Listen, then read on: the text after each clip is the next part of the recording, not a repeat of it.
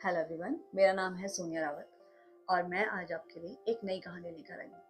तो ये कहानी है दो दोस्तों की जो जल्द ही रिटायर होने वाले थे। तो वह दोनों सोचते हैं कि अब हम रिटायरमेंट के बाद क्या करेंगे। पहला जो दोस्त था उसे गार्डनिंग का बहुत शौक था। तो उसने बोला कि मैं तो अपने आंगन में बहुत सारे पेड़ पौधे लगाऊंगा और उनकी केयर करूंगा। मुझे तो बहुत पसंद है, हर मतलब कलरफुल फ्लावर्स प्लांट्स मुझे बहुत पसंद है। और जो दूसरा दोस्त था उससे इतना शौक नहीं था। तो वो सोचता है कि मैं क्या करूँ, वो बहुत सोचता है लेकिन उसे कुछ समझ नहीं आता। तो वो सोचता है कि ठीक है, मैं भी तुम्हारे जैसे गार्डनिंग करूँगा, मैं भी अपने घर के आंगन में बहुत सारे प्लांट्स लगाऊंगा। हम दोनों दोस्त रिटायरमेंट के बाद गार्डनिंग करेंगे। तो आफ्टर रिटायरमेंट जो पहला व्यक्ति था वह अपने आंगन में बहुत सारे पेड़ पौधे लगा देता है और उसको देख के देखे दूसरा व्यक्ति भी लगा देता है।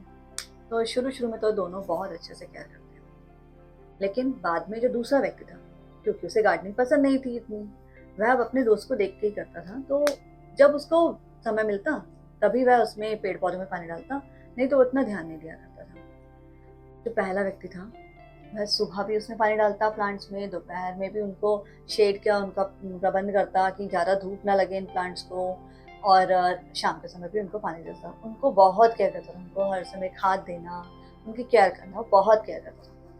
वो इतना केयर नहीं करता था, हाँ मतलब ठीक है, कभी पानी दे दिया, कभी देख लिया, कभी कुछ प्लांट्स में थोड़ी खाद दी या थोड़ा बहुत टेक केयर करता था, जो सफिशिएंट जितना सफिशिएंट है।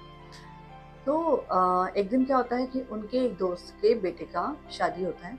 तो वो सोचते हैं कि चलो अब दोनों चलते हैं और ऐसे सबका मिलना भी हो जाएगा। तो वह शादी जो होती है दूसरी सिटी में होती है, तो वह दोनों चले जाते हैं। लेकिन जिस दिन वो वहाँ जाते हैं उसी दिन वहाँ पे बहुत बारिश हो जाती है, उनके घर में बहुत बारिश हो जाती है। तो जो पहला दोस्त होता है वह बहुत चिंतित हो जाता है, मेरे प्लांट्स का क्या होगा, मेरे सारे प्लांट्स का क्या होगा, बहुत ज़्यादा बारिश हो रही है, मेरे प्लांट्स तो खराब हो जाएंगे, ऐसा हो जाएगा, उनकी केयर करने वाला कोई नहीं है।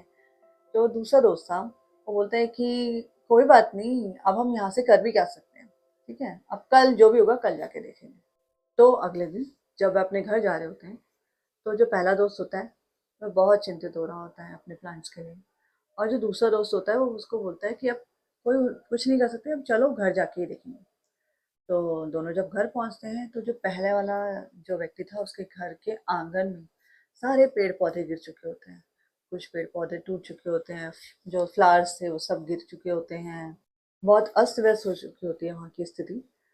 और जो दूसरा दोस्त था उसके यहाँ पे भी पेड़ पौधे थोड़े बहुत गिरते हैं लेकिन उसको इतना नुकसान नहीं होता।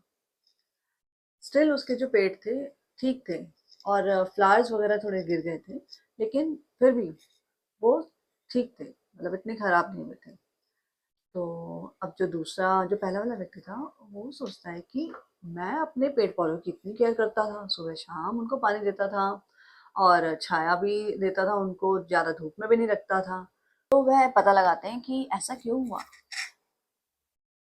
कि पहले वाले व्यक्ति के पेड़ पौधे इतनी जल्दी गिर गए, और जबकि वो इतना ध्यान रखता था, और दूसरे वाले व्यक्ति के नहीं हुए। तो वह पूछता है, तो काफ़ी माली वगैरह से पूछता है, गार्डनर से पूछता है, तो वह बताते हैं कि जो पेड़ पौधे हैं उनको एक नियमित ही पानी चाहिए होता है।